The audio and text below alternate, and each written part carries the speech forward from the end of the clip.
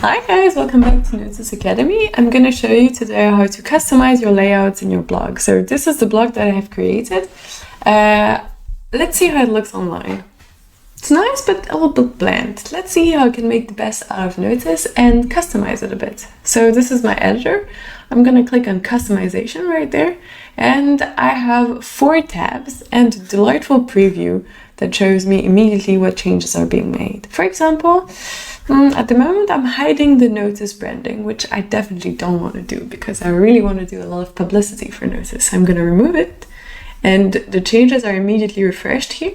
Let's see how it looks online. Publishing it, I visit page, and there you are. You have the Notice logo. This is exactly what I wanted. So all the changes that you make once you click on publish, they basically immediately refreshed online.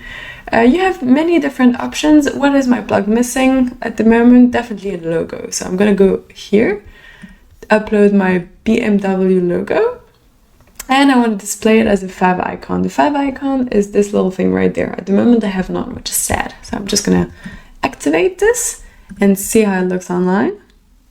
Oh, there you go. Here I have the logo, looking nice. I'm going to let you explore it for yourself. So you have many different options. Some of them are a little bit more advanced. For example, this. I'll explain it in a different video. I'm going to show you what you can do to customize, let's say, the aesthetics of your project. So a page is divided in 5 spaces. You have the header space, the top space, left, right, and bottom. Pretty self-explanatory. I'm going to try to put some stuff in the header space. I'm going to activate it. Now I have a logo. I also want a title. So my title is Notice Academy. Delightful. I'm going to change it. Go add blog, activate it, and there you go. You have the changes uploaded immediately. You can basically explore. Some things can be repeated in different spaces. For example, I have my socials displayed in the top space, but I can also decide I want them at the bottom space. So I can basically repeat it if I really want to be shared online. I can basically do all the little tweaks and add a lot of different options. I'm going to let you explore. It's pretty self-explanatory. In styling, you're going to be able to change a lot of stuff.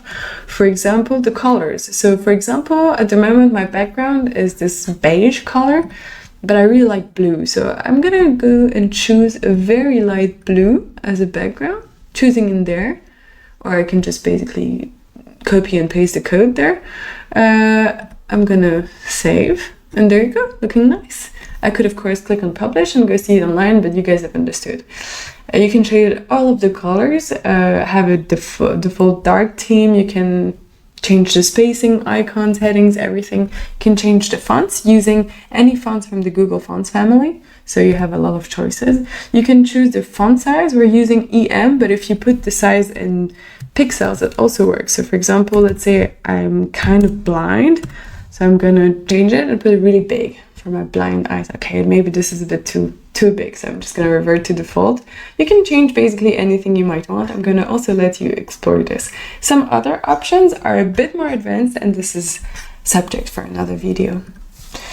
I'm going to have one last look at my new blog. Clicking there, visiting, looking good. All right, in the next video, I'm going to show you how to translate your projects. See you soon.